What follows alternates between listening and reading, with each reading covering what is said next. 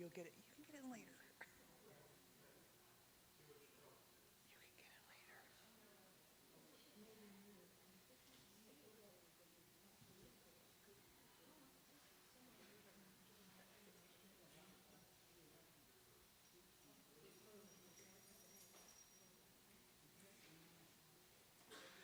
You can take it after.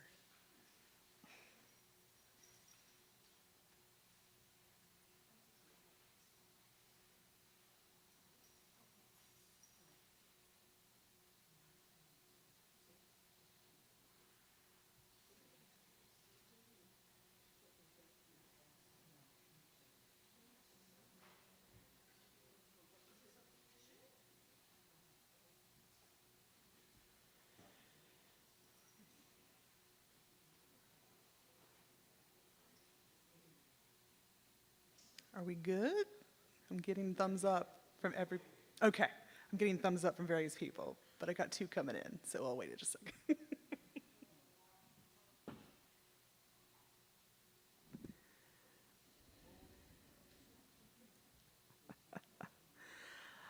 All right, so it's 7 o'clock. I guess I'll go ahead and introduce myself since I've been given thumbs up from everybody. My name is Anna Davis, and I am the historical interpreter at the Pawnee Ranch and Museum. I would first of all like to thank the Will Rogers Memorial Museum for inviting me here to give this lecture this evening.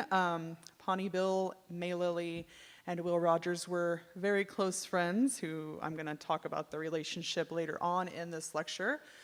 We have new research which has emerged within the past few months through different archives. Oh no, my computer went dead. I knew that was going to happen. No, it's back. We're good. But we have new research which kind of talks about the relationship that the 3 of them had together, and to me it's very endearing, but I will talk about that later on in the lecture. A little bit about myself. I've been with the Oklahoma Historical Society now for 16 years, stationed at the Pawnee Ranch and Museum. I have been their historian for almost 10 years now, so there's not much about Pawnee Bill and May that I don't know, so you can feel free to ask me questions at the end of this lecture and I can pretty well answer them. I have a bachelor's degree from Oklahoma State University, and I have a master's degree from the University of Oklahoma, so I like to joke that I am a house divided amongst myself, so I do represent both sides. And I absolutely love Pawnee Bill and May. They are 2 of my personal heroes. I love talking about them, getting out of the ranch and getting out amongst various places in Oklahoma and speaking about them. So this is one of my greatest joys in life right now, actually. And in the 16 years that I've been doing this, I always ask people if you've ever been to our facility, if you would just give me a show of hands. Okay, and that's what I usually expect, is that a majority of the people that come to my lectures have been there. We have been a museum since 1962. That was when we were purchased by the state of Oklahoma, actually from some of his relations, which I'll also get into later on in the lecture. So what I kind of do with these lectures is talk a little bit about the genesis of Wild West shows, because it helps to have a little bit of a background as to why I'm talking about this and how they came to be, because it makes a lot more sense when you know how Pawnee Bill came to be, as opposed to me just talking about this man who just comes out of nowhere. And then me talking about the museum that I am from a little bit, and then kind of going into their life together. So with that, I am going to start talking about Wild West shows. Where the West Remains is actually a slogan that was used to describe Wild West shows by Pawnee Bill and Buffalo Bill at various times during their show careers. So that's why I chose this title for my lecture this evening. And the 2 people that you see on this main screen are May Lilly, who is over here on the left, and Pawnee Bill, who is over here on the right. And they are the 2 people who own the ranch, which I currently work at. The ranch has been there since 1903. That was when they actually purchased the property, and they began building their structures there in 1910. So we are completely original on the ranch, which makes us kind of an unusual historic home setting. But the reason why the slogan "Where the West Remains" is kind of interesting is because the Wild West was kind of a serialization, if you will, of what was happening in American history. The history of the American West in my terms, only lasted for about 100 years. So we think of rough and tumble cowboys, the noble Native American, and the daring young. They weren't cowgirls just yet. That we think that Lucille Mulhall, when she came along, she was our first cowgirl. But when May Lilly was performing, they were called senoritas, daring young girls of the West. We're really thinking of terms from the 1840s to about the 1940s. So it's really only about 100 years. It's not very long, which kind of shocks a lot of people when, we think about the terms like that. So what's happening to kind of draw people into this Wild West show fantasy is the fact that the government is selling Manifest Destiny to the public. We are moving everybody from the east to the west. We are selling this idea of the American spirit is steeped in the idea of you've got to move west, because that's what we're doing, is we're moving from the east to the west. It was very overpopulated in the east. We had an abundance of land in the west, and that's just what we as Americans were doing at that time. And then as we were doing that, we started to get some of our folk heroes that were appearing out of this. And we started to get some of these events that would become synonymous with Wild West shows, like the Pony Express, like some of the more famous massacres, like the Mountain Meadows Massacre.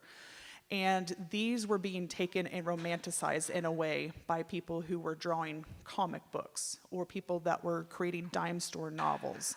And they were creating the image of the West as these gentlemen knew them who were growing up in the 1860s and 1870s, which to me is kind of funny, because what did we grow up on in the 1950s and the 1940s and the 1960s? We grew up on comic books of kind of the same heroes. I went to sleep again. Of Roy Rogers, of Pawnee Bill, of Buffalo Bill. The exact same thing that these gentlemen were growing up on almost 100 years earlier, we would be growing up on in the 1950s in the same kind of way. So this gentleman right here, his name was Gordon William Lilly. He was born on February 14th of 1860. He's a dapper-looking gentleman right here. This is actually him when he's about 15 years old. It's one of two of the earliest known photographs that we have of him. I showed this to one of my interns the other day, and she goes, "He looks very weird." He does not yet have his mustache or his appropriately long hair. He looks like a very Victorian gentleman. He was born to Susan and Newton Lilly in Bloomington, Illinois. His father was actually an immigrant to the United States, born in Quebec, Canada, and his mother was a wealthy landowner in the Springfield, Illinois area. So he was actually born on their 4th wedding anniversary, so happy anniversary to them. And he was the eldest of 4 children born to Susan and Newton Lilly. It would make kind of an interesting dynamic in the Lilly household. He was the eldest by 6 years because his father would immediately join up with the Illinois Volunteer Infantry, even though he was not an American citizen. Because what happens the year after he's born? Check out that date, 1860, 1861, the American Civil War happens. And his father believes his duty is to serve his country, even though he is not a citizen. So he joins the Illinois Volunteer Infantry and serves all the years as a private in the Civil War. His brother, Albert, is born in 1866, followed then by a sister named Effie in 1868, and another sister named Lena in 1872. So Gordon is the eldest by quite a few years, and it creates a lot of conflict and friction in the family. So the brothers did not get along whatsoever, which I'll talk about later, but the 2 sisters absolutely adored their older brother. He's growing up in a city called Bloomington, Illinois, and we might think of it in the terms of, oh, it's Illinois, that's kind of on the frontier at this point in American history, but it's really not. You look at it in these terms, it's a city. Like, it is a city in Illinois. And he's not necessarily wealthy. He comes from a pretty blue-collar family. His father owned a flour mill, and he himself was not in the best health when he was a child. His mother actually worried quite a bit that he would die prematurely. He was a sickly boy. And in fact, in his mother's writings, we find that she and the town blacksmith got together because she was so afraid that Gordon was going to die of an illness that the blacksmith said, "Don't worry about it, I treat children all the time, send them down to see me." And their plan was to fortify his blood with the cow's blood that he was draining from the cattle. So from an early age, he was drinking cattle's blood to get the iron in him. So, yes. So this is his childhood. He's the only child for 6 years. He's drinking cattle's blood to fortify his own blood. He grows up in Illinois, and something that he starts doing, he has a curiosity from a very young age about the West, and this is born from reading dime novels, the Ned Buntline specials. And he buys these for himself with what little money his father is giving him from working around the flour mill, helping out around the house. And it kind of captures his imagination, because what is Ned Buntline writing about in these dime novels? Well, he's writing about the exploits of someone who would become a very famous individual in American history, and that is William Frederick Cody, otherwise known as Buffalo Bill.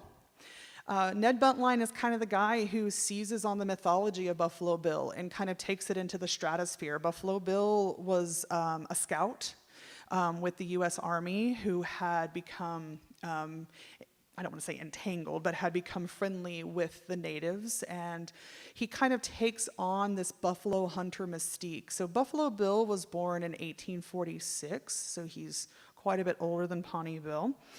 He had fallen in with Ned Buntline. Ned Buntline, again, had kind of taken this storyline and taken it into the stratosphere.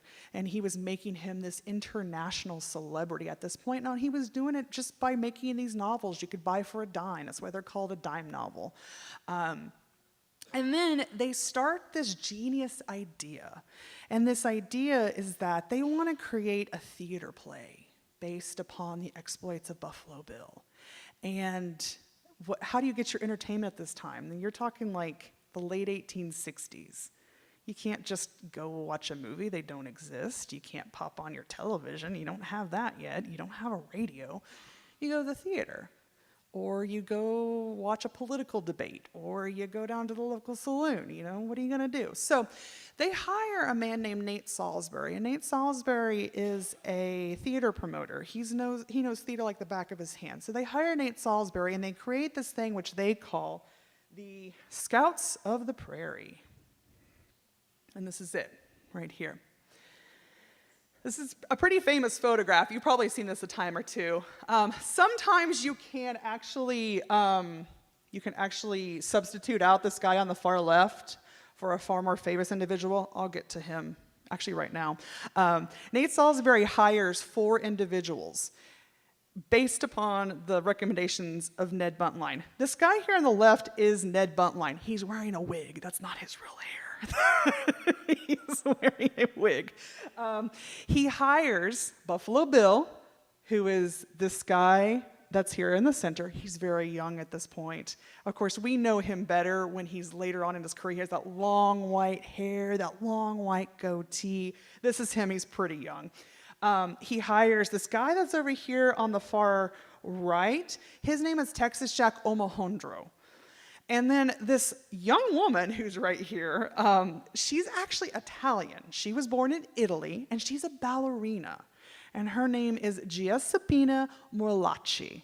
And she is a very famous ballerina. She's known all across the world, and she's actually Texas Jack's wife.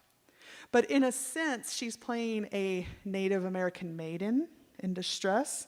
And she is actually the first, what we would call, representation of a cowgirl in a Wild West show. So this is the first iteration of a Wild West show. The 4th person that would have been in this lineup was Wild Bill Hickok. So when Pawnee Bill was about 12 or 13 years old, he saw an advertisement in the Bloomington Opera House. Scouts of the Prairie was coming. He was about 12, 13 years old, and he thought, I've got to go see this. This is my hero. This is the man that I love above all else. I've got to go see this. So he goes to the Bloomington Opera House. He spends his hard-earned money, and he sees everybody. Doesn't see Ned Buntline because he's not included in it just yet. He sees Bill Hickok, and he sees this, and he immediately thinks, this is what I want to be in my life. I want to be this. So, this is the first iteration of a Wild West show, but it's a stage play. So it's kind of interesting for a Wild West show historian to know that what we would consider a real Wild West show in an arena with all the pageantry and everything that goes along with that started as this. Now, how did Ned Buntline sneak into this later on? Well, Bill Hickok was too drunk to continue.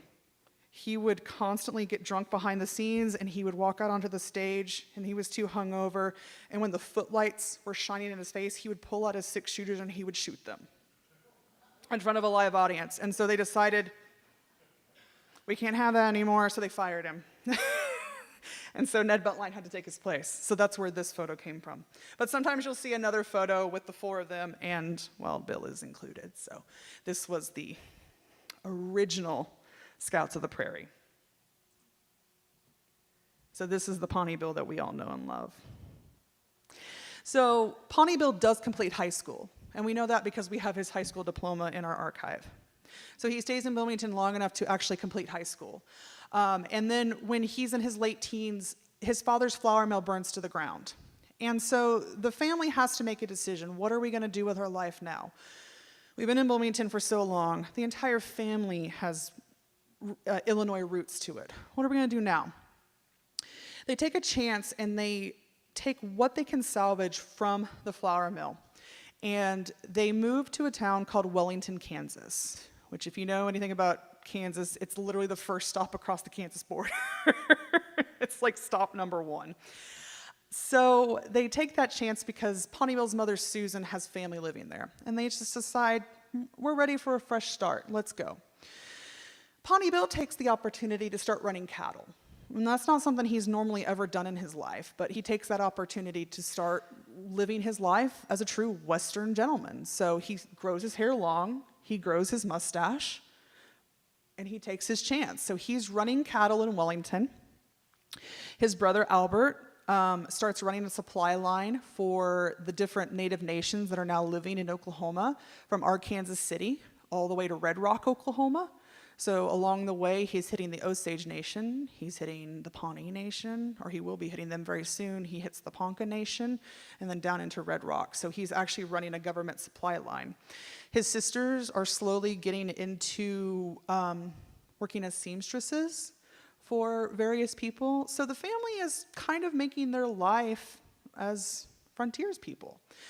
And then a chance encounter between Pawnee Bill and the Pawnee Nation is kind of the catalyst that starts him on his show career.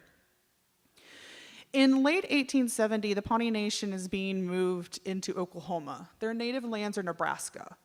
And when the word went out that the government was going to relocate them, half the tribe runs off because they have no interest in being moved because Nebraska is their home. And the other half of the tribe is forcibly removed into northern Oklahoma, into County Q. That was what it was designated at that time. However, they had to winter somewhere, and they were wintering in Wellington. And when Pawnee Bill had heard that they were outside of the town, he takes the chance to go out there and meet some of them. And while he's out there, he starts trading little trinkets, whatever he has in his pockets, really.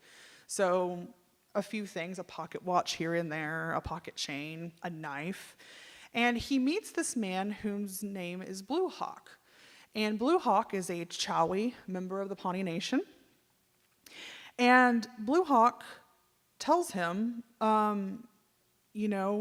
if you ever want to learn the language, come talk to me. And so he says, okay. And so their friendship, they start hashing out the Pawnee language for English. So they start switching back and forth between each other. He teaches Blue Hawk some English. Blue Hawk teaches him some Pawnee.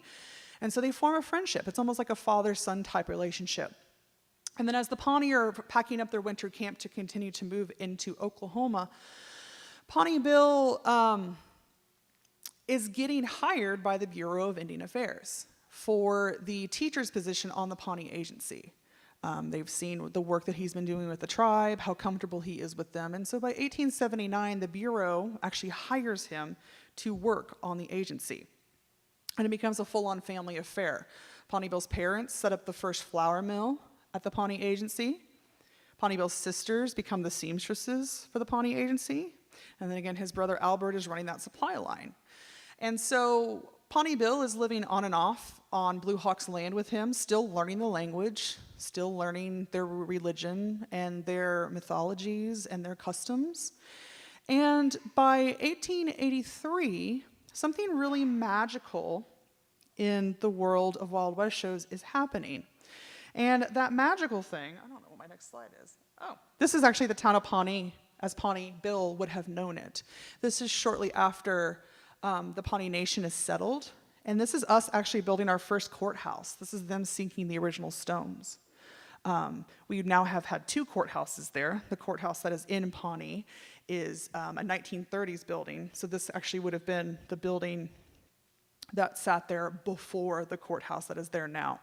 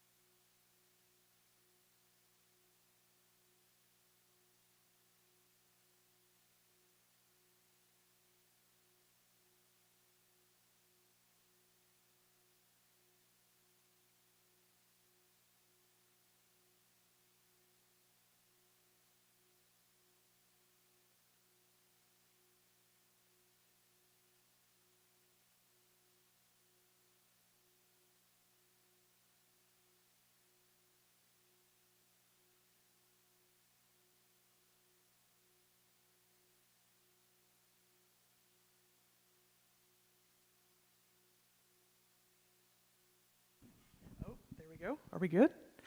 Okay, there we go. We got it back. So 1883, something magical is happening. We're moving from the stage to the arenas. Nate Salisbury creates this idea that why don't we start including horses? Why don't we start including livestock? Why don't we start including Native Americans? Why don't we start including bronc busting? And so he is starting to get interest from various groups that were already out and about, but kind of performing separately. And so he's just pulling them all together. So 1883 is our very first look at what a Wild West show would be. And Buffalo Bill insists that he wants 2 very specific groups of Native Americans in his new founded Wild West show. And those 2 groups were going to be the Pawnee and the Sioux. And that's what you see right here. The Pawnee are over here on the left, Buffalo Bill is there in the center, and the Sioux are over there on the other side, which is kind of interesting to me because they, as tribal members, do not get along whatsoever. But in the scheme of things, you cannot at this time just go to a tribal nation and take tribal peoples off of their land. You can't do that. You have to negotiate with the Bureau of Indian Affairs. And one of the things that happens in the negotiations is they say, yes, you can take some of them, but you have to have a representative with you. So who do they trust from their agency to go with the Pawnee that can speak their language, that knows about their customs, that wouldn't mind dressing up like them from time to time? And they decide to send Gordon with them. And that's also when he gets his nickname, Pawnee Bill, because the Pawnee had difficulty saying Gordon, of course. That's a difficult name to say anyway. So they just started calling him Bill. Everybody started calling him Bill. And so when they join up with the show for their first landing spot that year, everybody just started saying, hey, Pawnee Bill, because he's hanging out with the Pawnee all the time. So they started calling him Pawnee Bill, and the name just kind of stuck. So 1883 is our first look at what a Wild West show would be. So it's kind of that magical year in our history that all of this happens. It's also kind of a magical year for Pawnee Bill because it sets him on the road with, he's doing what he wants. He's doing what he loves. He's with his hero. He's with Buffalo Bill. But then the next year in 1884, something happens that sets his entire world aflame. He falls in love. He's 20, how old is he at this time? 1884? He's 24. He goes to Philadelphia. And they're there for about 2 weeks. And when he's with the Pawnee Nation, or the Pawnee members, it wasn't unusual for him to dress like them. He would just dress in buckskin clothing. But more popular for them is that they would dress in full buckskin. So the full buckskin coat that you see that's beaded, you'll see pictures of him wearing this later on. It was super popular. And then full buckskin pants. I don't know how he wore this stuff. It's super hot, but they wore it all summer long. A Wild West show would usually last about 9 months out of a year. So touring straight through the summer. It's very hot. But this is what they wore. And you can imagine, if you're in downtown Philadelphia, Pennsylvania, you're a guy wearing buckskin, that's not usual. You don't wear that stuff. So what Wild West shows would do is they would send out what we would call advanced men. And these guys would ride train lines for about 2 weeks in advance, and they would put up posters. And I'd say, like, Wild West show coming 2 weeks. Come spend your money. And that's what they would do. When they would go for like a 2-week stand, they would go and do meet and greets. So they would send you to like a certain part of the town and just say, go out there and drum up me some business. And so he had been sent out to a certain part of Philadelphia, and he was out there with the Pawnees, and he said that they were at this theater, and they were meeting and greeting with the crowd. And of course, they're in downtown Philadelphia. You know, how many Native Americans are just in downtown Philadelphia? How many guys wearing buckskin clothes? So they're causing a scene. They have a crowd around them. They'd probably paraded down there. There might have been a horse or two around. I mean, this is the scene that they are creating. It's probably chaos. And he says, in the middle of all of this chaos, he looks out in the crowd, and there's a woman carrying a baby. There's a baby involved in this. And this baby's probably not very old. I would guess this baby's probably about a year old at this point. And he looks next to the woman, and there's this girl standing there, and she's wearing pigtails. And he says, as soon as he sees that girl, he knew it was love at first sight. So, who does he meet in downtown Philadelphia? This map shows you the river that separates Philadelphia from Camden, New Jersey. And the reason why I show you, Philadelphia is a pretty big city. The reason I show you this very specific part of this map is because this is the area of Pennsylvania, of Philadelphia, where this young woman lived, where she had been born and raised her entire life. These are her parents. You have, her father's a doctor, Dr. William Richard Manning, and her mother is Mary Elizabeth Peak Eager Manning. Yes, she was married before. Her husband died of typhoid fever, so she had 4 sons before this marriage. 2 had died of typhoid along with her first husband, so she brought 2 other sons into the marriage. And then she had had 4 children with her second husband. So this young girl right here, Mary May Emma Manning, was born on March 12th, 1869 in Philadelphia, Pennsylvania. She was the middle of those 8 children. She was the second born of the second marriage.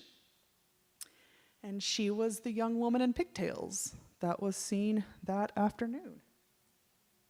Her father was what we call an electric physician. So he did earn the title of doctor, but he wasn't really a doctor. Electric physicians, I have learned after talking to many Philadelphia museums, is a self-studied pseudoscience. It's like phrenology. Phrenology is the study of the bumps on your head. Electric physicians would shock you with homemade devices that they made in their homes. His office was located in their living room. So you can imagine that Miss May Manning probably walked down the staircase a time or two and saw some very fantastical things going on in her house. But this is the life that she grew up in. So she was the daughter of a doctor. Her father also practiced what we call magnetic physicianry, which was animal magnetism, the movement that was happening in Philadelphia at that time, where magnets would improve the flow of the blood in your body. He also practiced that. So this was the kind of doctor that he was. But this is her. This is her around the time that he would have first met her. And then this is him around the time that she would have first met him. So he thinks that she is the prettiest girl in the world.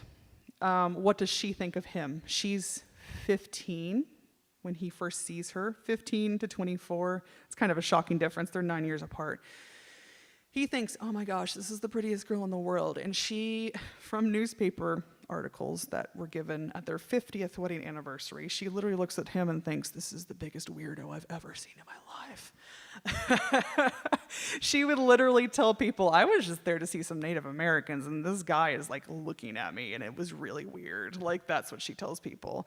And then later on the newspaper article, he would chuckle under his breath and say, I always kind of regretted teaching you how to shoot a gun. So that was kind of how they teased each other back and forth. But that evening, he worked up the courage to invite her sister, who had been holding the baby, that was her niece, and her niece Anna in her arms, and her sister Elmira. He invited all three of them to come back for the Wild West show that evening, and he made it a point to invite her to every show that she could attend. And then they started writing letters to each other to get to know one another. And that worked out great until the letters stopped coming. Letters did not reach each other, and they were very concerned about that. May could not understand why she stopped getting letters from Gordon. Gordon couldn't understand why he stopped getting letters from May, because of course he's on the road. She's stuck in Philadelphia. And one day she got a letter from Gordon in the mail, and she was very excited, and she runs into the kitchen where her mother was cooking, and she said, Mother, I've got a letter from Gordon Lilly. And her mother turned around and looked at her, and she said, that's nothing. I've got a dozen burning in the fire right now. Her mother had been intercepting the letters because her mother believed, common misconception, that as a showman, he had a wife in every city and a child with every wife. So Gordon had to hustle and get his mother involved, and his mother writes a letter to Mrs. Manning and says, Mrs. Manning, my son is an upstanding, godly man. He does not have a wife. He does not have children. And after a lot of finagling on both of their parts, in 1886, Gordon writes May a letter and says, we are coming back to Philadelphia in August. I'll be there for about another 2 weeks. When I come back, we are going to plan our wedding, and I intend to marry you. This is the church in which they were married on August 31st of 1886. The bride was 17, the groom was 26. We do actually have their marriage record. He does actually write in there that he is a performer in the Buffalo Bill Wild West show. And because this was her church, she was Methodist Episcopal, because this was her family church, the pastor did marry them. So they get married, lawfully married when she was 17 and he was 26. And then he immediately deposits her here. Her aunties were very concerned about the marriage. Her mother had kind of accepted the fact that this was going to happen.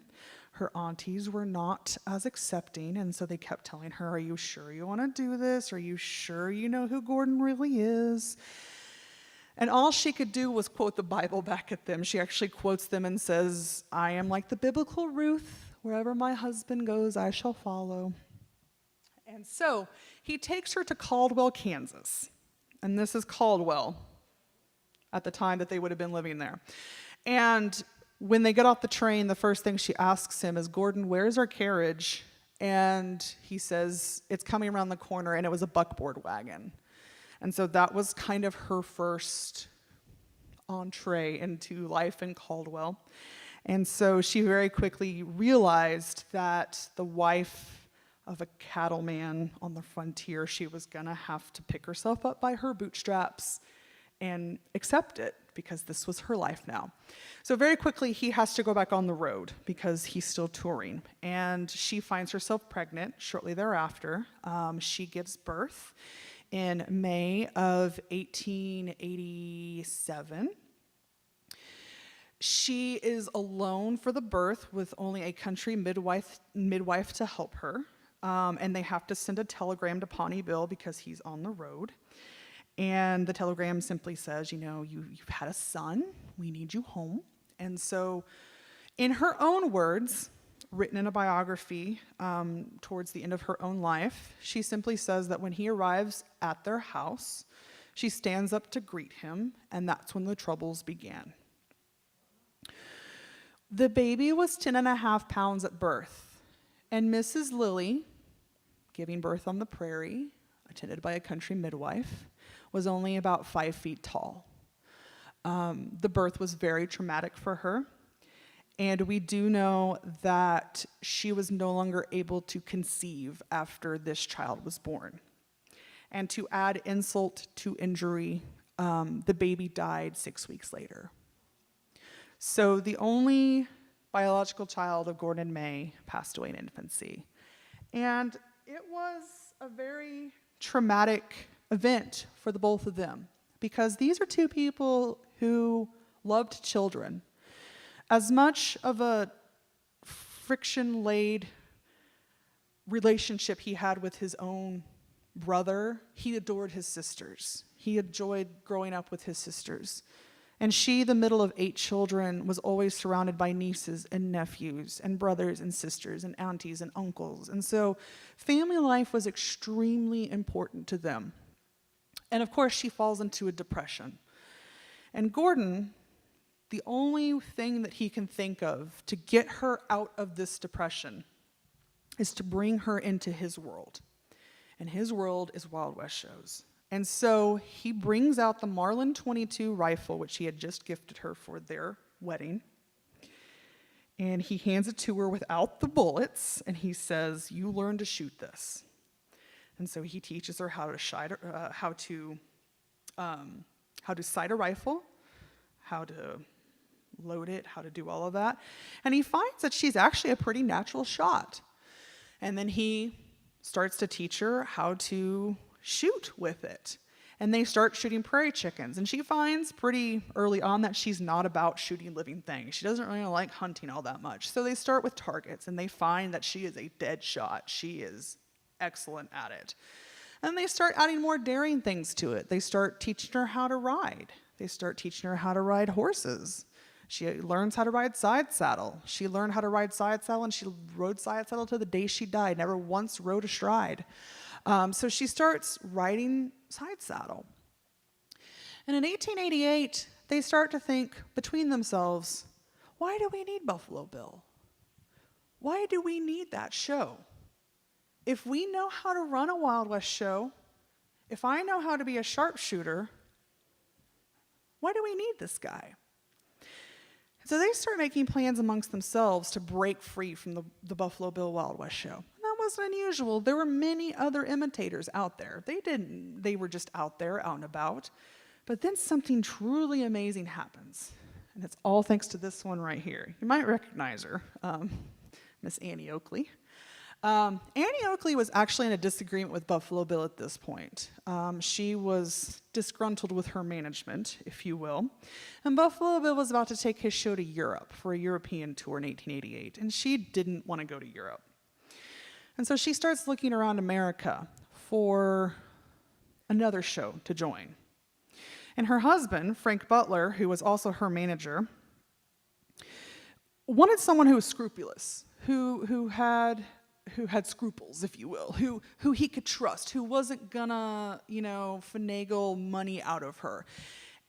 And he realized that Gordon and May were over here on the side, thinking like, we don't need Buffalo Bill.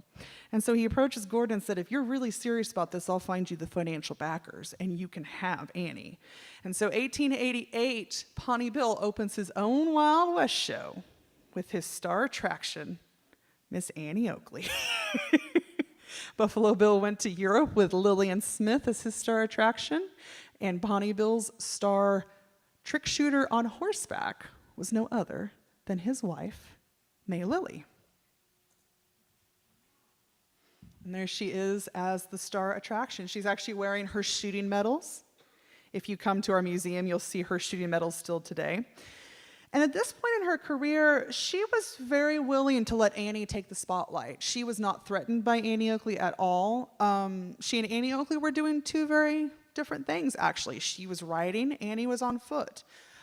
So you can actually see on the one on the right over here that that May is actually wearing a costume that's very reminiscent of Annie Oakley. So she's kind of copying that style a little bit because she's just starting out. So that is her costume. She's kind of copying a little bit. But yeah, this is May as the star horseback. She was called the Champion Girl Horseback Shot of the West. That was her title. Or Miss May Lilly. Even though she was married, she went by Miss May Lilly. And Pawnee Bill always used to say that you brought in more people with a pretty face than you did with anything else, and she was his pretty face.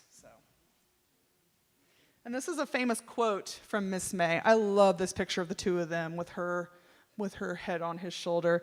Let any normally healthy woman who is ordinarily strong screw up her courage and tackle a bucking bronco, and she will find the most fascinating pastime in the field of feminine athletic endeavor.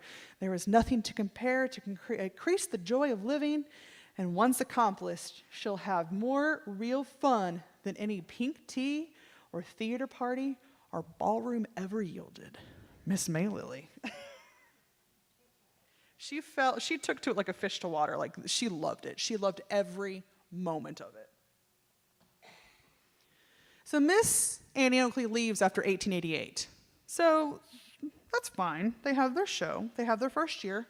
It's moderately successful. They've had their big name. They've made some money. Frank Butler's gotten them their financial backers. 1889 happens, and something else happens. That's important for Pawnee Bill, and that's Captain David L. Payne dies of a heart attack in Wellington, Kansas. Captain David L. Payne was a leader of the boomer movement that brings the boomers in before the land run here in Oklahoma in 1889, April of 1889. He had known Captain David L. Payne and Captain Couch because of being in Wellington. They all know each other.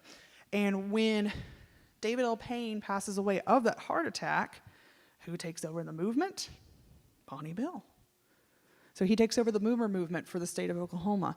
So he brings the boomers in before the land run actually takes place in 1889. So that season, 1889 season, was his boomer season. So he has his claim to fame. He's the last of the Oklahoma boomers. So he actually puts that on a lot of his posters throughout that season. So that is now his claim to fame. So he's had Annie Oakley, 1889. Now he is the last of the Oklahoma boomers. And boom, right there. So all of this stuff is kind of falling into place for him. It's falling into his lap as he goes along. This is May Lilly throughout the years, kind of in her little Wild West show costumes. Her skirt has gotten longer. She is riding side saddle in this top one right here. Down here is when they are in Europe. He tries to go to Europe just like Buffalo Bill does. He goes 1 year, 1894. It is not financially successful for him. He almost goes bankrupt. May Lilly also hates Europe. She hates being in Europe, and they never go back. So 1894 was the only European tour for the Pawnee Bill Wild West show, and then probably the most iconic photo of May, just right there. She gets identified as Annie Oakley a lot online, but this is actually May Lilly right there looking down the barrel of her gun right. She switches over to pistols. If you've noticed, she's had rifles all along. She has pistols now. He shoots her fingers off at one point during a show. They used to have a shooting act where they would each hold targets. And during a show in Haverstock, New York in the early 1890s, she was holding a a target for him, and he actually shot off these 2 fingers. If you can imagine, those 2 fingers are gone. You can't pump the action on your rifle very well anymore. So no, she never held a target for him again. She said she quit him cold after that show. She had the surgeon in the arena. She said, "You've just got to take care of it because I got to get back out there." So he cauterizes it right there behind the scenes, and she runs back out to take her final bow. And never holds targets for him again, and then she switches over to pistols because she can't use her rifle anymore. And then Pawnee Bill's Wild West show starts bringing in more exotic things. So we have Lulu Belpar, one of the most famous cowgirls ever. She was a female bronc buster. We don't have bronc events in female rodeo anymore because of the death of Bonnie McCarroll in the 1920s. But pre-1920s in rodeo, which is a direct offshoot of Wild West shows, you would have seen women like Lulu Belpar, heavily decked out. I mean, she is wearing beautiful clothing in almost all of her photos. This is a photo from one of Pawnee Bill's personal scrapbooks, which is why it's kind of blurry right here. But she was their female bronc buster. So she would be in the arena busting broncs alongside the cowboys. Hot air balloons. That was part of the Wild West show. Pawnee Bill was actually in a hot air balloon accident with a guy in France. They couldn't speak each other's language, and so they got carried off in a hot air balloon in France, and they had to hike all the way back into the town in France. But this is the hot air balloon. There's one of our male bronc busters right there. Pawnee Bill and May in front of the eating tent at the Wild West show. You're talking thousands of yards of canvas tent, including their dining tent. You were contractually obligated to be fed 3 times a day. So they would feed you in the eating tent 3 times a day, 3 squares a day. On all the china, you'll see the china down there in the bottom. Notice her costumes. Again, she's in her long skirt. Her style is still changing. She's not yet in her bolero jackets yet. She would popularize the Mexican señorita cropped bolero jacket with the heavy fringe on it. So she's still coming into her own right there. But that's Miss May right there, Pawnee Bill. He doesn't have his buckskin on right there. That's kind of interesting. And then this woman over here is a friend of theirs. If you did a long stand somewhere, you could have a permanent structure built. And that's what this is. This is the 1908 season, and they were performing at Coney Island. So this is what this castle thing is. So all of these little holes that are in the arches are actually lights. So kind of like what the marquee is out here, that's exactly what this is in 1908. And it says Pawnee Bill's Wild West and Great Far East. Sometime in the early 1900s, so like 1900 and 1910, Pawnee Bill wasn't satisfied with just bringing like cowboys to towns anymore. He started bringing elephants and ostriches and zebras and zouaves and Arab dancers and Russian dancers. So he brought like, the world to you, basically.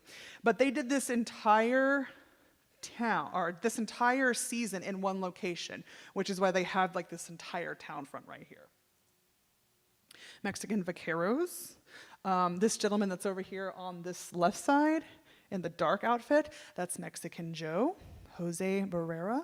He was from Mier, Mexico, which is on the border of Mexico. He always used to say he was from San Antonio, but we know that's not true anymore. But he was Pawnee Bill's best friend, and he was also our ranch manager until he died in 1949. But he was the guy in the Wild West show that if he needed to do anything, he would go and do it. He was also the fancy trick roper that has been said that he taught Will Rogers a few of his tricks. These are some of the international casts on top, and I've got some Native Americans on bottom.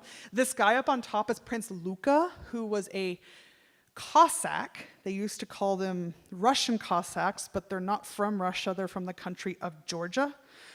So he is displaying his tricks in the saddle. You'll see his saddle actually over there in the far picture. It's a big bubble shape, but it made it easier for him to do his stunts, like the drags and the drops and the hangs and all of that. And then I've got lots of Native Americans down here in the bottom. They couldn't do Wild West shows without Native Americans. They had hundreds throughout their show throughout the year. So they were a hugely integral part of the Wild West shows. And then this picture is kind of cool. This is taken from the train set, and this shows you all the canvas. So we're actually looking into one of the horse tents right here. And these people that are walking up, so you've got a Cossack here in the center. This guy next to him is actually from Africa. He's wearing the African garb right there.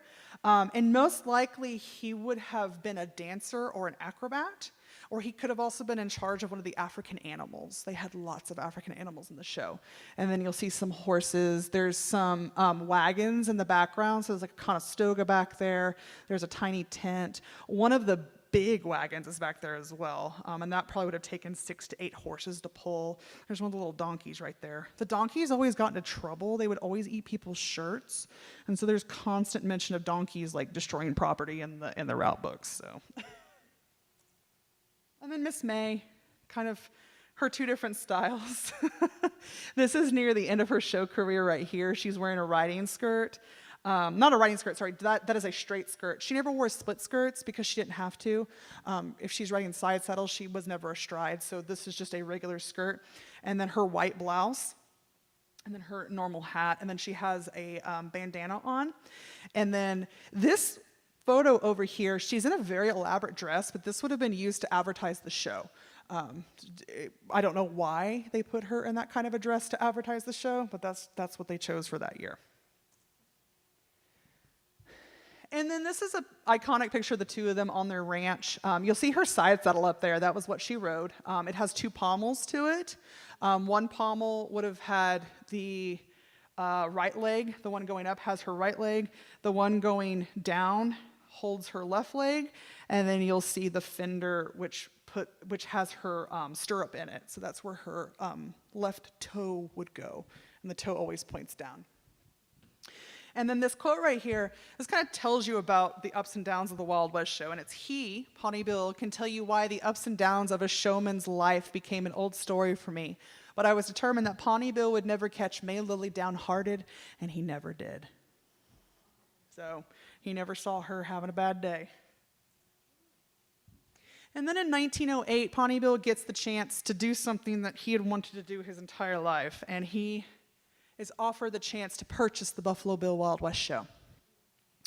Nate Salisbury, the guy that I had mentioned way back earlier, he passes away. And Buffalo Bill is left in kind of a interesting spot. Buffalo Bill is the kind of guy that could run a business, but he didn't want to run a business. He didn't want to sit behind a desk, and he didn't want to write checks.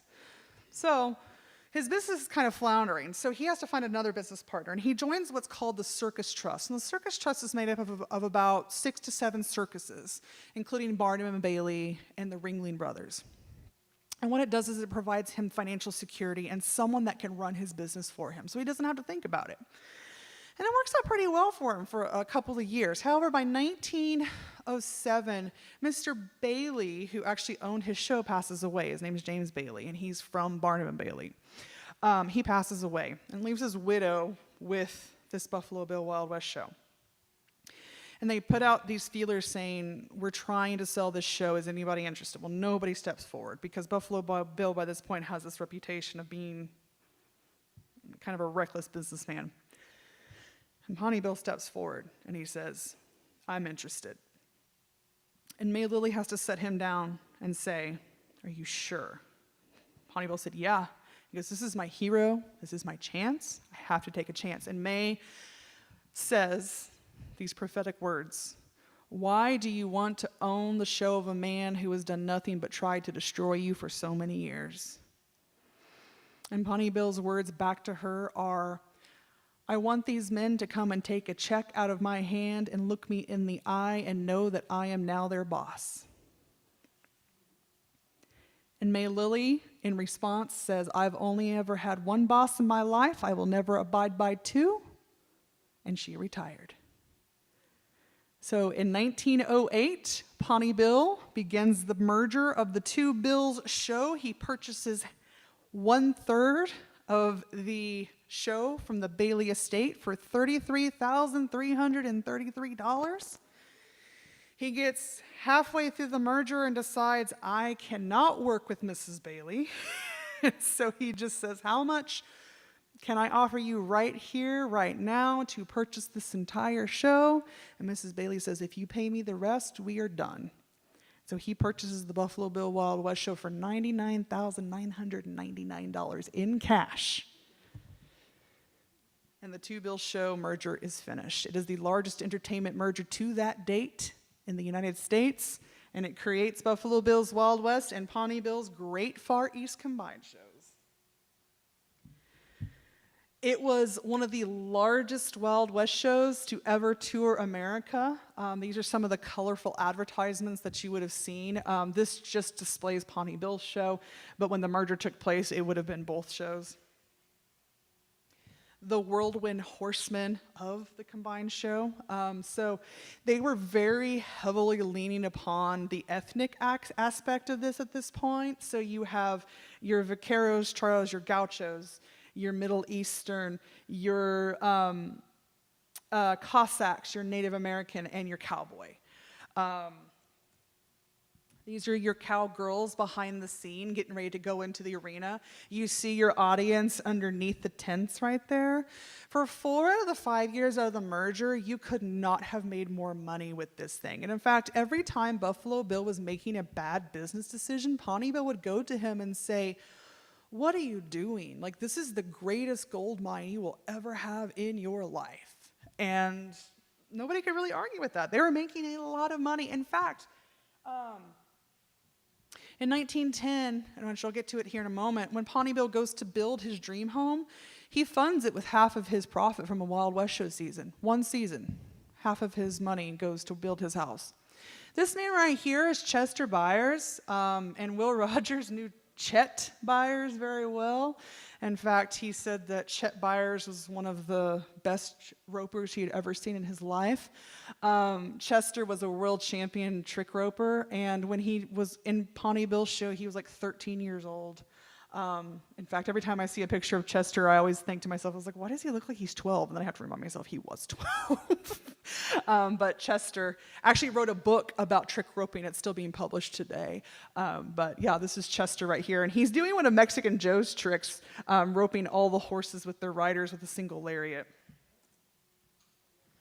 The Russian Cossacks, or not the Russian dancing troupe in their elaborate outfits.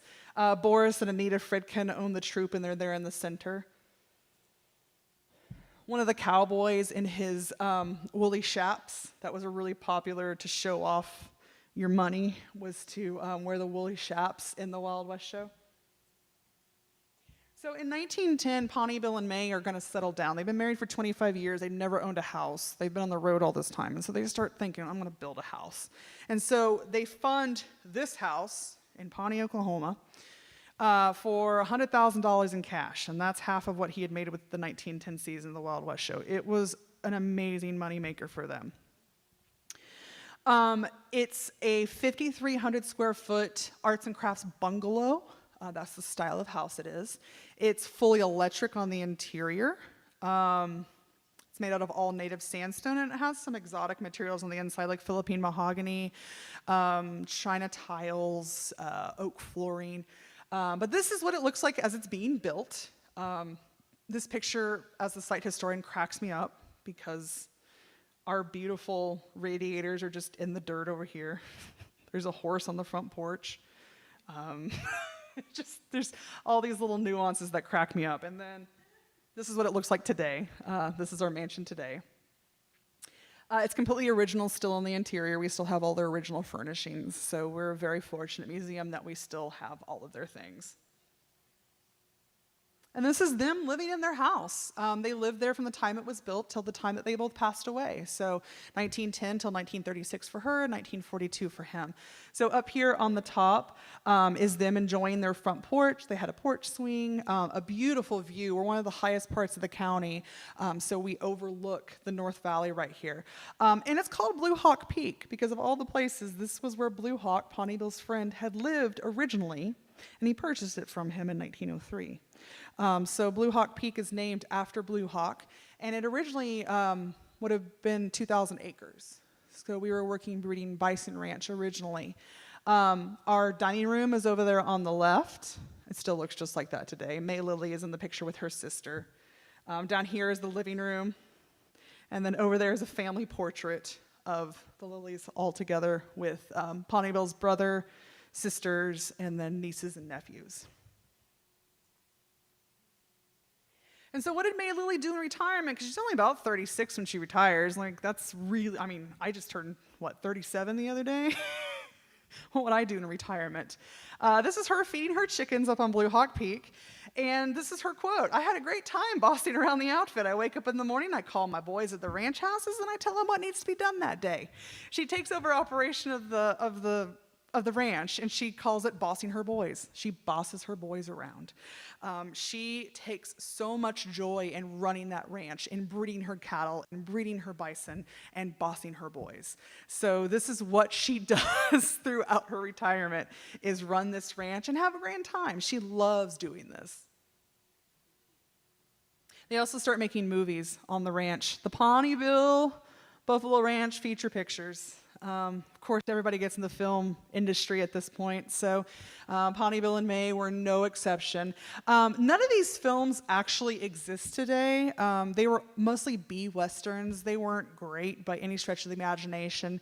We know of between 4 to 6 maybe that exist. Or that existed, that played around the country, but none exist today. We have Pawnee Bill, the Frontier Detective, which is a takeoff of Sherlock Holmes. The Buffalo Hunters. May Lilly, Queen of the Buffalo Ranch. He made a film about her, tried to make her a movie star. And then Pawnee Bill, the White Chief. He was referred to as the White Chief of the Pawnee, so that's kind of a takeoff of his role as the White Chief of the Pawnee. And then this panoramic view of the Buffalo Ranch. If you come to the museum today, we've just renovated our gallery, and this panorama is now above our bulkhead, so you can actually see like the huge picture of it. It's a really cool picture. And then this is, up on top, is some of the setups that they would set up when the film would go to theater. So there's the Buffalo Hunters, and then Pawnee Bill, the Frontier Detective. And then down below are some shorts, or some of the stills that survive. We have like snapshots. Down here are some of the cowboys that are cracking up at something Pawnee Bill is saying. Chester Byers is here in the middle. Again, he looks like he's 12 because he is 12. Our black cowboy from the Wild West show is over here wearing the vaquero outfit. His name is Cobra Miles. He has the coolest name ever for a cowboy. His real name was Carlos, but everybody called him Cobra. He was May Lilly's assistant in the Wild West show. And then over here on this side, this I believe is the end of the Frontier Detective, and it's a marriage scene between the postmistress and Pawnee Bill. And of course, that's May Lilly, so they're reenacting a wedding. This photo also cracks me up. You'll see the Native American extras in the background, but they would just, to make these movies low budget, they would take furniture out of Pawnee Bill's mansion and use it in these pictures. So when you come to our house today, the guy back there above Pawnee Bill, that picture is in his den right now. His name's Chief Gall. He's a really famous Native American, but he makes an appearance in the house still today. But so they would reuse like these furniture pieces in the house. So they were actually pieces from Pawnee Bill's mansion. This is her seductress shot from May Lilly, Queen of the Buffalo Ranch. This was shot here on our ranch. They brought in a photograph company from Chicago to shoot these stills. But this is her leading lady pose from May Lilly, Queen of the Buffalo Ranch. And then more of them being silly. Goes along with the same photos from May Lilly, Queen of the Buffalo Ranch. She's wearing a work dress, and she's decked out in jewelry too. She's got a brooch on, and she's got her bracelet on, and he's got his canvas suit on. But these are actually taken on the side of our mansion. They lead into these are portals that lead into our basement, so they ventilate the basement out. But yeah, these would have been posed photos that were taken by that Chicago film company. So the Wild West show ends in 1913 due to a bankruptcy. We had a volunteer named Wayne Spears at our ranch. He used to portray Pawnee Bill. He was one of our best volunteers ever. He passed away a few years ago, but he always used to joke that it was never really a true Wild West show unless you went bankrupt a few times first. So, but the original Wild West show went bankrupt in 1913 through many different reasons. The main reason being it was a bad business deal that was undertaken by Buffalo Bill. It was for a loan that was taken out during their winter quarters, and unfortunately they were unable to pay it back. So that's kind of the shortened version of it, but that happened in 1913. Neither man actually owned their own Wild West show again. Buffalo Bill would die in 1917, January of that year, still touring, trying to get off the road, and Pawnee Bill would just never own his own Wild West show ever again. But the Lillies would continue on. Again, they had the film production company going at the same time, but then they became parents again. And this was probably the most important thing that ever happened to them, was this little guy right here. In 1917, they tell their friends, we're going to Kansas City for a trip, and we'll be gone about a week. And they come back a week later, January 17th of 1917, and May has a baby. She has a baby. She has this little guy. He was 4 weeks old when they show up with him, and they tell everybody his name is Gordon Jr., but we want to call him Billy. So refer to him as Billy Lilly. That was his name. And Billy had been adopted from a maternity home in Kansas City, Missouri. So Billy was not an orphan. Billy did have parents, but most likely his mother was underage and had gotten pregnant and was not married. So they had adopted him from a maternity home in Kansas City. But he was their pride and joy. They adored this little guy, as you can see from these photographs. These were taken shortly after they adopted him in 1917. So this was probably their greatest achievement throughout the late teens, early 20s. Wonderful photos of May with him. There's a lot more photos of May with him than Pawnee Bill with him, but that's not to say that they didn't love him equally. Pawnee Bill adored this little guy. This photo right here cracks me up every time, because if you see the hand, do you see the hand up here?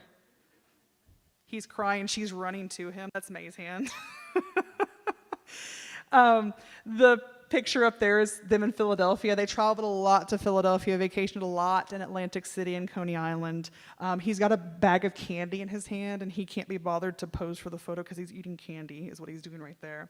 The other photo down here with him wearing the fake beard, she calls him my little Sherlock Holmes. He's playing Sherlock Holmes right there.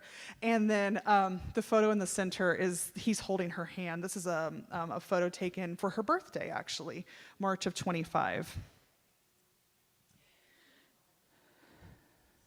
Yeah, so this is Billy in March of 1925. So, bursting everybody's bubble, he passes away in this month.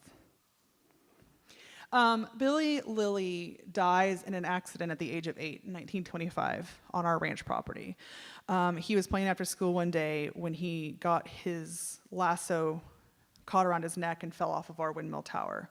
It was a very tragic accident. The Lillies were not on the property when the accident occurred, so when they had left that morning, their child was in school. When they came back, he was deceased. So it was a very tragic accident, and it completely changed the history of our ranch. What had been a house built with lots of expectations and adoption that was filling a void for them, and suddenly their son passes away, and they're left with a place that wasn't really home anymore. You know, what do you do after you've lost a child?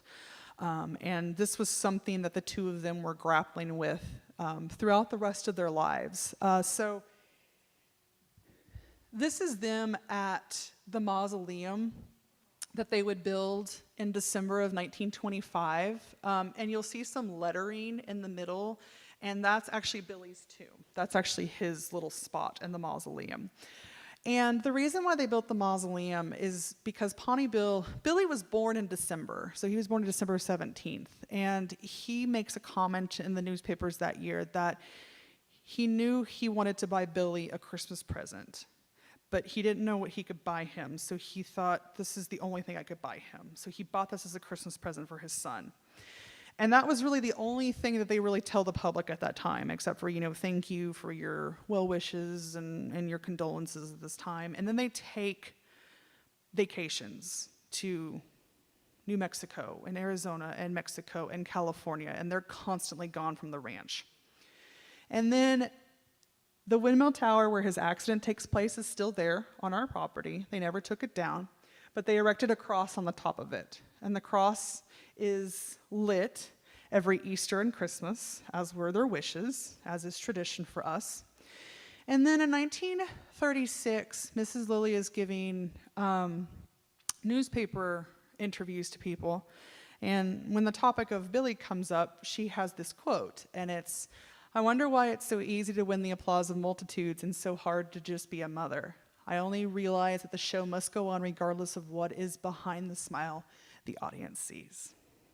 So that is the brief life of their only child.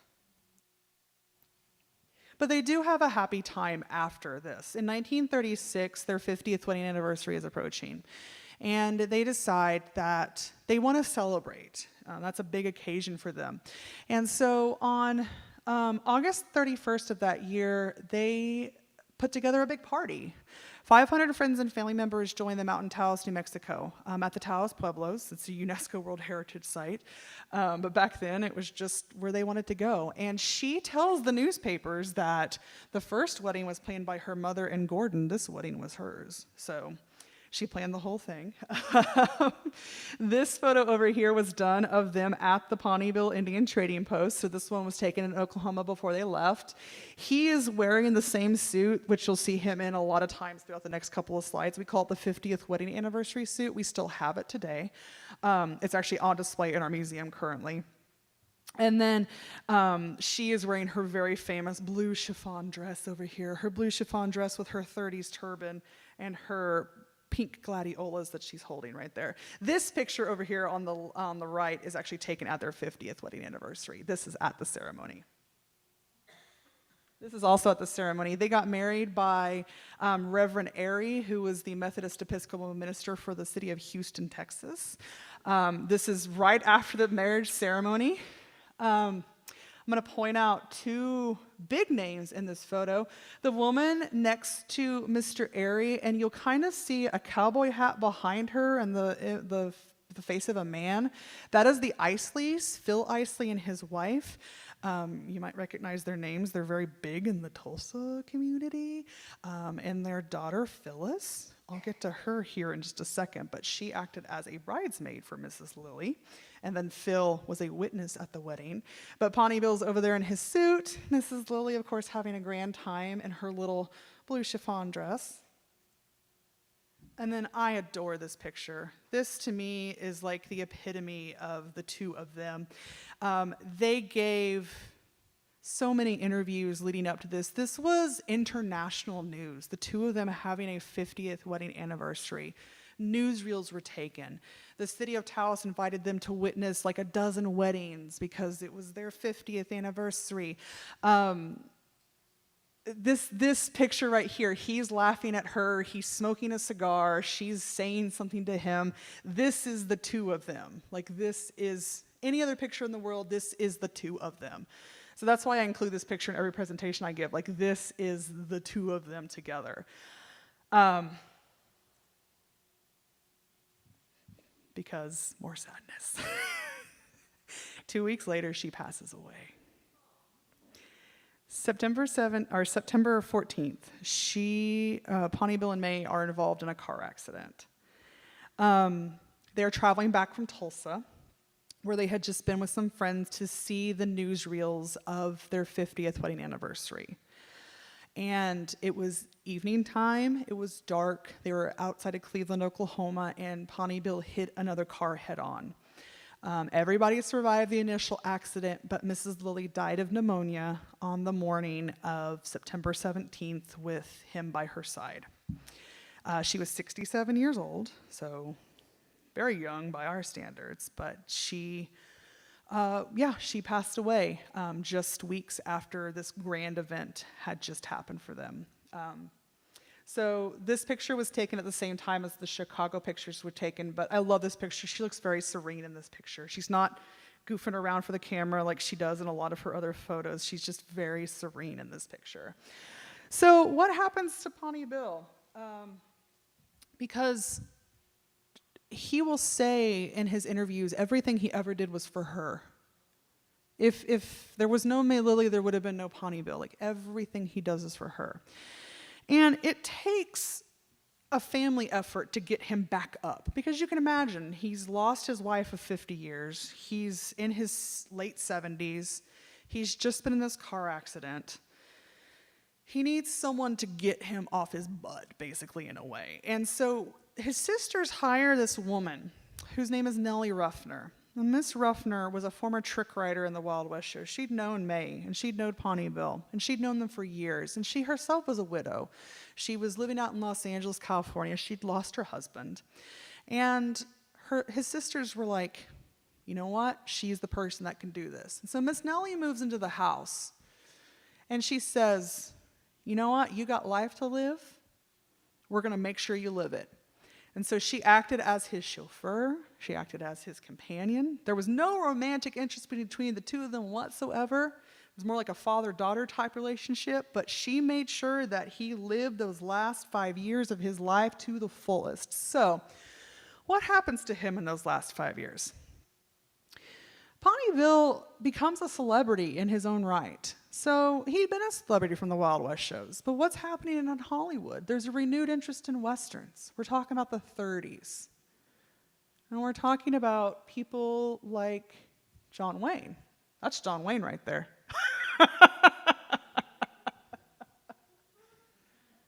That's John Wayne. Does anybody recognize this woman here in the middle? That is Jennifer Jones, otherwise known as Phyllis Isley, the daughter of Phil Isley, the guy who was the witness at that wedding. He was really close friends with the Isley family. And in fact, I love this picture over here on the right even more than I love this picture, because that's Pawnee Bill and Phyllis. And this is a girl he had watched grown up from a time that she was very, very young. And Jennifer Jones would go on in just a few short years and win the Academy Award for the Song of Bernadette. So Oklahoma's own Jennifer Jones right there, presenting him with a pair of golden spurs, which we still have in the museum. But yeah, this is, they started a movie together, her and John Wayne, in like 1938, I believe. Does anybody know who this guy is talking to him on his Super 8? That's Fred Stone. I believe Will Rogers has a son named Fred Stone, correct? Yeah. You see the group that's surrounding Pawnee Bill with his cigar? Fred Stone's sitting in that chair right there. But this other group is like this group of Hollywood people who are just listening to his stories. So Pawnee Bill has this resurgence in Hollywood where everybody's like, we want to meet this guy. Like, he was the Buffalo Bill at this time. He'd outlived everybody. So suddenly, this little boy from Bloomington who was reading the dime novels, who just wanted to go see Buffalo Bill at the Opera House, he was the Buffalo Bill of the Opera House, just right here. This guy? Bob Wills and his Texas Playboys. He was a friend of Pawnee Bill's, came to the ranch many, many times. Gene Autry sang at Pawnee Bill's funeral, attended Pawnee Bill's funeral, sent flowers to Pawnee Bill's funeral.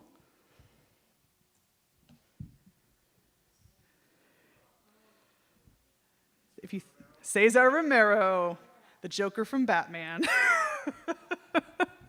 came and met Pawnee Bill very early in his career, before he was, of course, Joker from Batman. But yes, he knew Pawnee Bill very well as well. So yeah, he's meeting these people who would go on to become part of our pop culture in the 40s, 50s, and 60s. Because again, Pawnee Bill had outlived them all. He was the man of the hour. And in fact, through the 30s and the 40s, before he passes away in 1942, he's writing to these movie production companies saying, hey, do you think there might be interest in my life story? Do you think you might like to make a movie? And Louis B. Mayer's like, well, maybe if you can make some money off of it. But so a movie never gets made. But Pawnee Bill's writing saying like, hey, these people are interested in me. Do you think there might be some money in this? And the movie production companies were like, you might want to hold your horses on that, but maybe sometime later. But so that was the conversation that he had with Hollywood. And then, of course, this gentleman.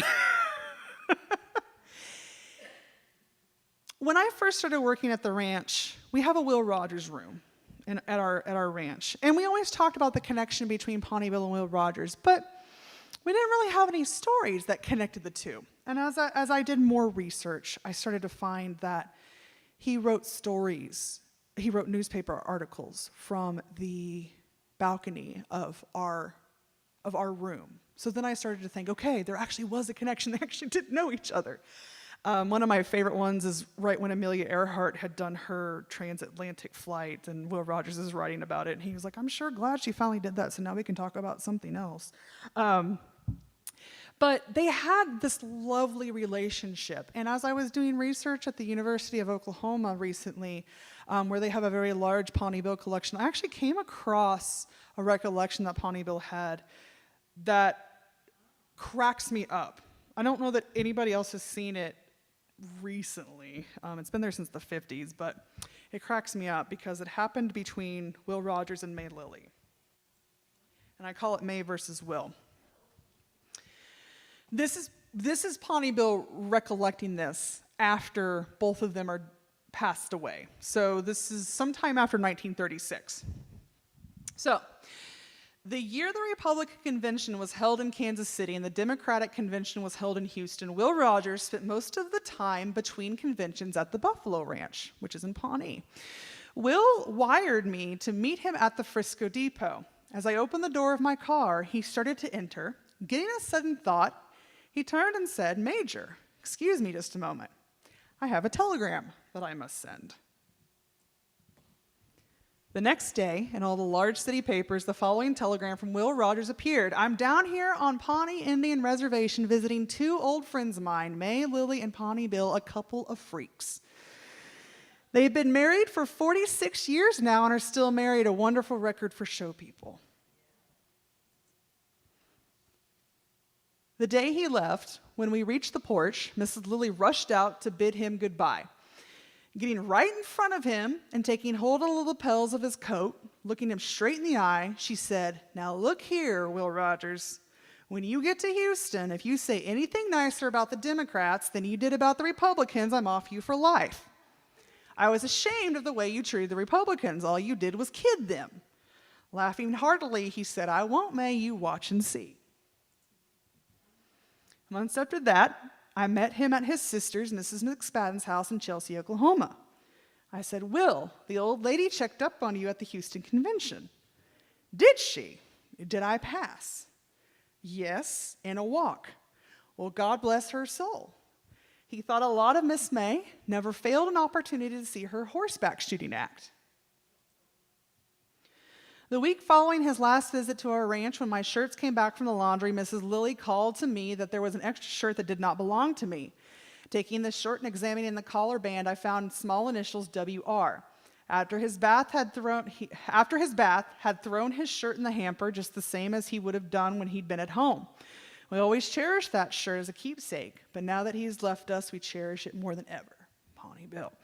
I have no idea what happened to that shirt because we don't have it anymore. So, but that story cracked me up because he had taken the time to write it out, and I was just like, that sounds like May. She's just standing there, little lapels. You better not. This photo right here of Pawnee Bill with Mexican Joe. This is how he would spend his evenings. They were just sitting around. He's showing Joe a catalog. The man who is beside him is his brother, who I said he didn't have a great relationship with. And then the other man is Zach Miller of the 101 Ranch. He was very good friends with him. And then if you see the woman back behind Joe, his hat's kind of peeking, or kind of, that's Miss Nellie. That's Nellie. And there's a dog down there beneath her. That's Cappy. That's his Cocker Spaniel. That's Joe and Pawnee Bill. Had lots of conversations between them. One of my favorite letters in our archive has to do with the fact that Nellie took Pawnee Bill to a movie one time. If anybody can guess the movie, it was Gone with the Wind.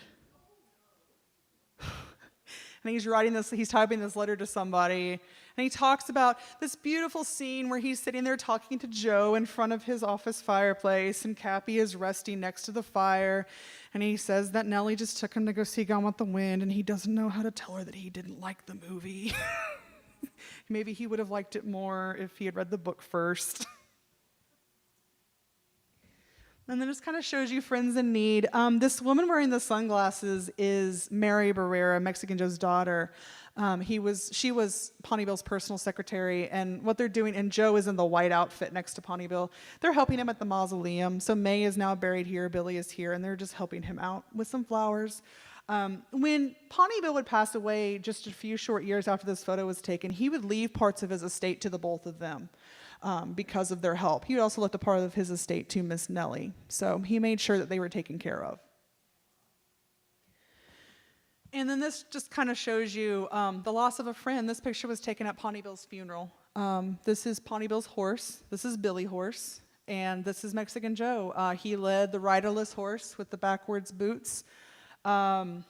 And so this just kind of shows you, like, he was a friend to the end. And then this bridle that we have right here, this was hand braided by Joe. It's horsehair. It's a full horsehair bridle, and we still have it in our collection. It's actually on display currently. So it's an absolutely beautiful bridle.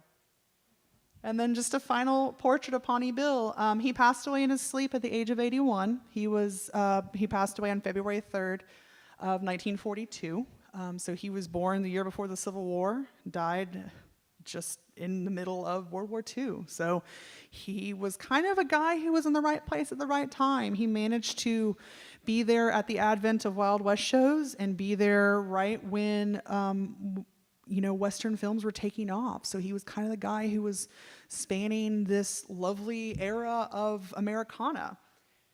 And then just the final image of the two of them, May with her little sassy hand on her hips, and then Pawnee Bill trying not to laugh. There's many images of him where she's involved, where he's trying not to laugh about things. But this is one of my favorite images of them. Their mansions in the background right there. So that, in a nutshell, is kind of the Wild West show as it involves Pawnee Bill. So I guess right now I can take some questions if anybody has them.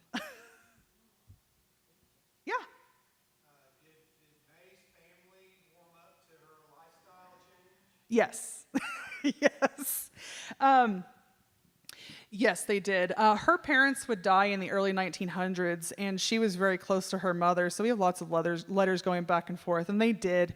And then she would help to raise nieces and nephews. Her one sister died very young of Bright's disease, and so she took it upon herself to help raise her nieces and nephews from that sister's marriage.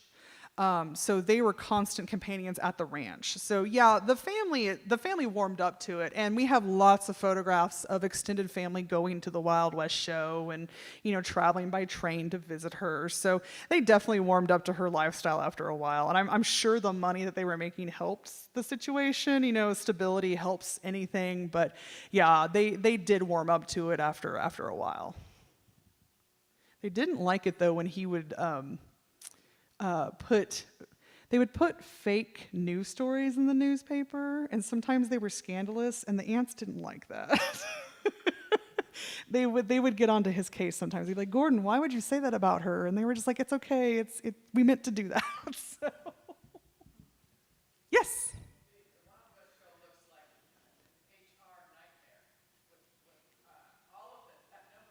Yeah. Yeah. So the largest train car that they took was 52 train cars. And that would have included the private cars for Buffalo Bill and Pawnee Bill. So they would have had 2 private cars for them. And then they would have had individual cars for different performers. So they were not only separated by sex, but sometimes they were also separated by ethnicity. And then they were stacked, sometimes as tall as 3 to 4 high.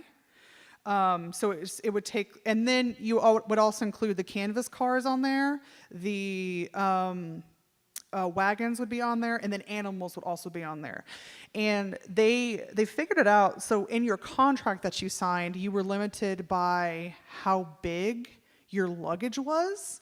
The men had the smallest luggage, the women got slightly larger luggage, and then your female riders got the biggest luggage out of anybody. You weren't allowed, you couldn't bring pets with you. You were allowed to eat in the canvas. You were allowed to get 3 squares a day out of the tent.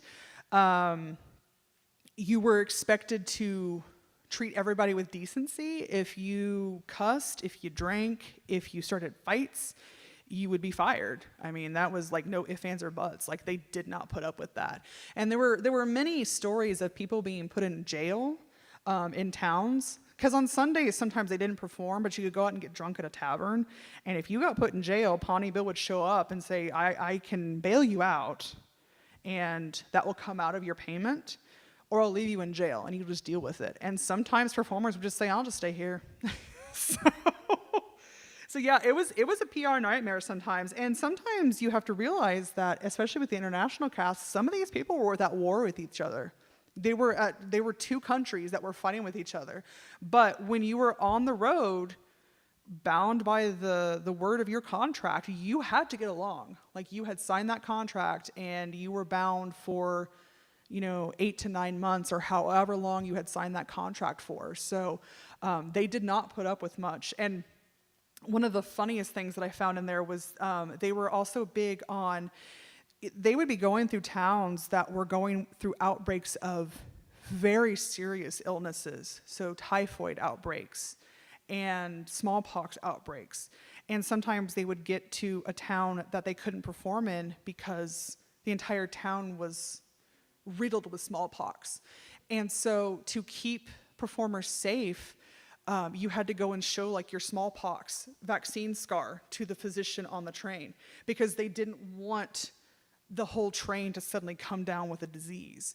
And that was like a constant battle with them. And then they also had to contend with the weather. That was the big thing. When they would hit the Midwest, especially in tornado season, there was a show run in Kansas during one of the years where they were having like cyclones every day. Like they would constantly be ripped down by a tornado that would just come through Kansas and take down their canvas tents. So yeah, it was a nightmare from the logistics standpoint. But University of Oklahoma, the last trip that I took down there, we actually found the business manager's book where he had written how to actually put up all the canvas tents safely and how to build the train cars to specifics. And each train car also had bathrooms on them.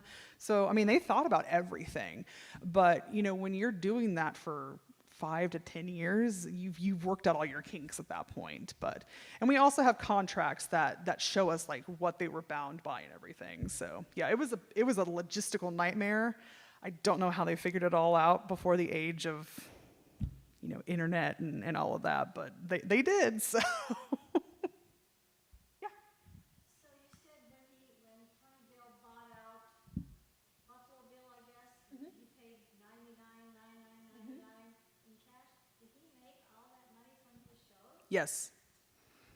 Yeah, he was completely self-made from his Wild West show. And that was always his deal with Buffalo Bill, because Buffalo Bill was investing in like gold mines that had no gold, and he would always be like, I have a great idea, and he would go and invest in something and it would never pan out. And Pawnee Bill was like, why are you making these business investments? Like, all you have to do is just keep investing back into your show, and your show is going to take care of you.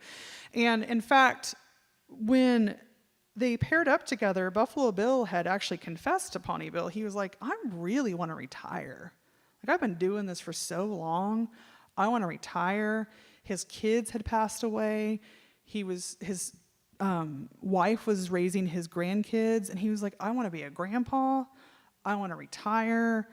I just want to get off the road. And Pawnee Bill was like, we'll make that happen. And so they started the farewell tour. And if I'm honest, the farewell tour went on for too long. They were trying to stretch it out because it was financially successful. You know, they're in the business of making money, but they were trying to get him off the road. And he had just taken out a bad business deal. Again, a bad business deal is what took them down.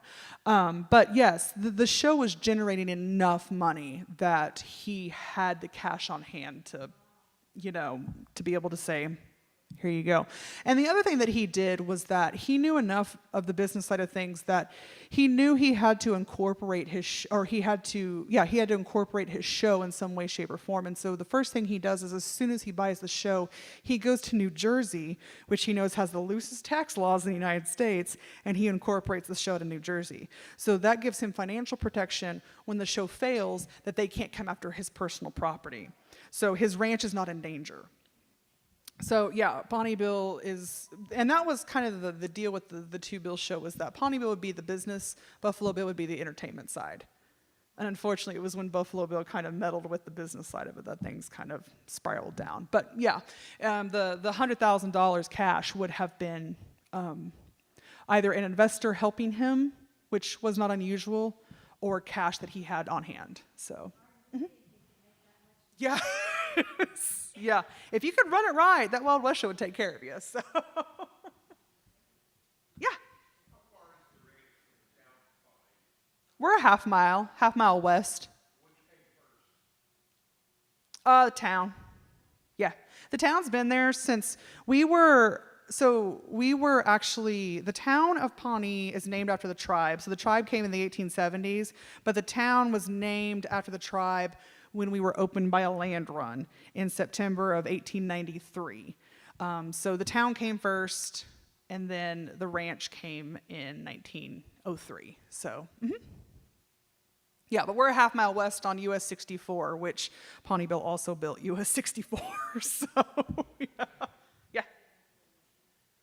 Tell just a bit about his connection with the bison and the restoration of the bison. Yeah, so when he was born in 1860, there were about 60 million bison, between 40 and 60 million bison that roamed the United States. And of course, through the efforts of buffalo hunters like Buffalo Bill, the United States government, the train barons, and in a sense, the way to control the Native Americans was to kill off their food source, and their major food source was bison. So through different sources like that, by 1910, there were 1,000 bison still alive in the United States. So they go from 40 to 60 million to 1,000, which makes them critically endangered at that point. So Pawnee Bill had been using bison in his Wild West show. He understood what they meant to the Native Americans because of his association with the Pawnee. And in 1903, because of his Wild West show, he had started buying them from different pockets around the United States. And a lot of people who were interested in bison breeding, bison conservation, had actually started buying them from zoos. You know, where are you going to get an exotic animal? You buy them from a zoo. So he buys bison from the Brooklyn Zoo. And that's how he starts his first herd in Pawnee. So he starts moving them to this plot of land that he's, set aside in Pawnee. And he starts one of the largest privately owned bison herds in the entire world. And there's about 200 to 300 head of bison that he sets aside in Pawnee. And so he's breeding bison there, and he sells, through breeding and culling the herd and everything, he starts selling bison meat.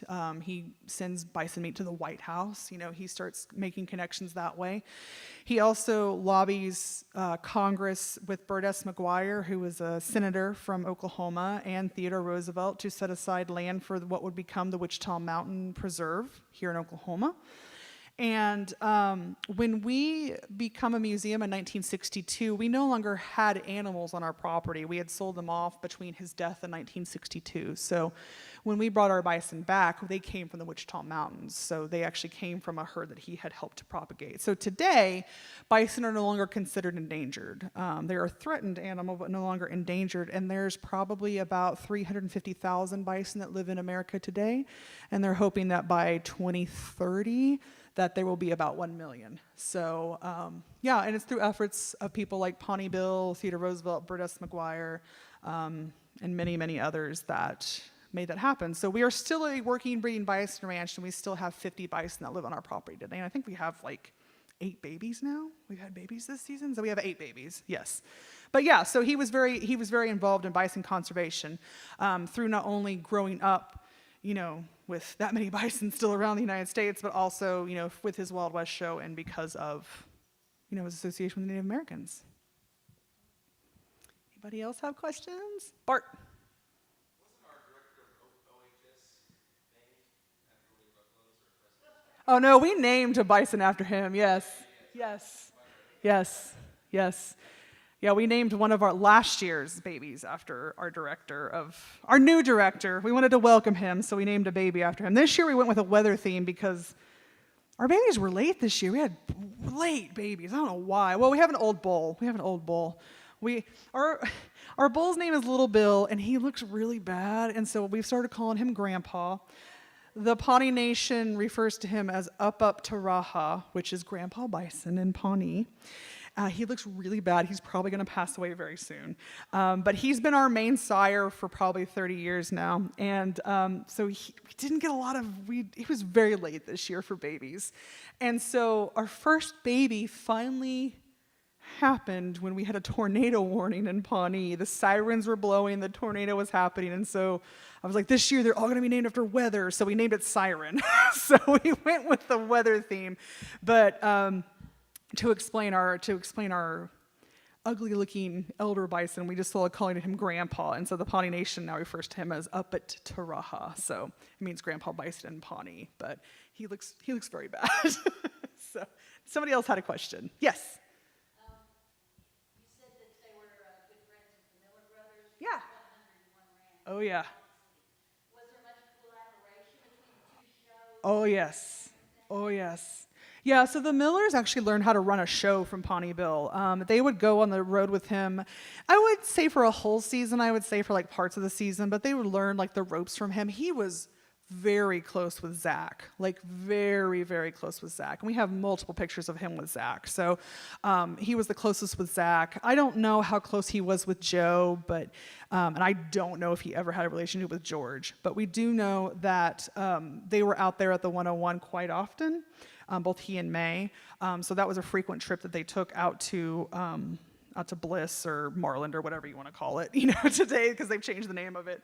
But he was very close to them. But yes, he taught them how to run a Wild West show, and then of course they would start their own show. But Mexican Joe performed with them quite often, and he would perform with them up until that show folded. So they were known for sharing performers.